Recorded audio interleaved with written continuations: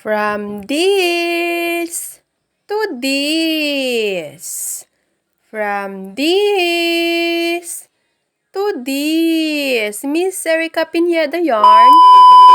Another day, another vlog na naman tayo. For today's happening, maglilinis tayo ng cabinet at ang trolley cart na ito. Dahil ang gulo ng gamit sa bahay at sa trolley cart na ito ay lilinisin natin. So, let's go! Mapapagod na naman tayo ngayong araw dahil malikabok na nga ang gulo-gulo pa ng gamit dito sa bahay. Siyempre, ang una kong gagawin ay tanggalin ko muna ang laman ng trolley cart na ito at piliin ko yung mga pwede nang itapon. Habang tinatanggal ko nga ang mga gamit dito sa trolley cart na ito ay napansin ko nga ang kakapal na ng alikabok dito. Kaya deserve na nitong malinisan. Yung mga gamot nga na hinahanap ko ay dito ko na nahanap. Ang ganda nga ng trolley cart na ito kasi may sabitan pa siya sa gilid o kahit saan mo ilagay pwedeng pwede. Binili ko pala ito nung buntis pa ako kasi balak kong lagyan ng mga essentials ni Ace noon. At isa pa ang nagustuhan ko noon dito ay may gulong pa siya. Pagkatapos kong tanggalin yung mga laman ay ito na nga pumunta ako sa likod at hinugasan ko na. Syempre, tanggalin natin isa-isa yung mga parts at hugasan na natin. Ang una kong ginawa ay syempre makikita nyo dito sa video ay sinasabunan ko isa-isa. Kulay puti kasi ang trolley cart na ito kaya makikita talaga ang dumi at ang kakapal ng alikabok. Yan kasi pa-aesthetic ka pang nalalaman yan tuloy, nahihirapan ka tuloy maglinis. Mahilig kasi ako sa mga aesthetic na gamit at mga aesthetic na kulay. Tulad na lang nitong trolley cart na ito, ang aesthetic ng dating pag nakadesenyo ito sa loob ng inyong mga kwarto o sa loob ng inyong mga bahay. Sa part pala na ito ay inisa-isa ko na namang hinugasan. Siyempre, kapag maglilinis na tayo, siguraduhin na nating malinis talaga. Natapos ko na ngang banlawan at halika, ibibilag na natin. Habang pinapatuyo ko yung trolley cart, winalisan ko na itong pwesto niya dahil ang alikabok. Di ko alam kung bakit maalikabok pa rin, araw-araw naman akong nagwawalis. Pagkatapos ko ngang winalisan ay pinagpag ko naman itong mga gamit na laman ng trolley cart. Syempre, isort ko na rin kung anong mga gamit talaga ang ilalagay ko sa trolley cart. Naisipan ko nga ang ilagay ko sa trolley cart ay yung mga araw-araw naming ginagamit o yung mga stock namin na pagkain o yung mga stock na ginagamit sa pang-araw-araw tulad na lang ng sabon, Colgate at iba pa dyan. Habang tulog pa nga itong anak ko ay kinakaril ko na talaga ang paglilinis dito sa bahay. Ang sunod ko ang nilinisan ay itong kabinet namin dito sa kwarto kasi mukha na siyang pagbasuraan. Balak ko ang ilagay dito ay yung mga gamit na hindi masyadong ginagamit at yung mga gamit na ginagamit ko lang paggabi. Tulad na lang ng mga anik-anik na nilalagay ko sa mukha ko tuwing gabi. Habang nililinisan ko nga to ay madami na rin palang basura na pwede nang itapon. Pagkatapos kong nilinisan ay binalik ko naman agad yung mga gamit na hindi masyadong ginagamit. Habang naglilinis ako ay napaisip nga ako puro linis na lang ang ginagawa ko ngayong bakasyon. Hindi kasi natin afford ang mamasyal o mag-swimming man lang. Baka matapos na naman ang bakasyon na puro pagod at linis ang naipon. Pagkatapos kong linisan yung cabinet sa loob ng kwarto ay kinuha ko na yung trolley cart kasi natuyo na. At ngayon, samahan nyo akong mag-set up ng trolley cart na ito. May gulong pala ang trolley cart na ito pero tinanggal ko na kasi naka-steady naman to sa gilid. Natatanggal nga iyon at kung kailan ko gusto ibalik ay pwedeng-pwede kong ibalik. Kaya kung naghanap ka ng trolley cart na pwedeng lagayan ng mga gamit sa loob ng bahay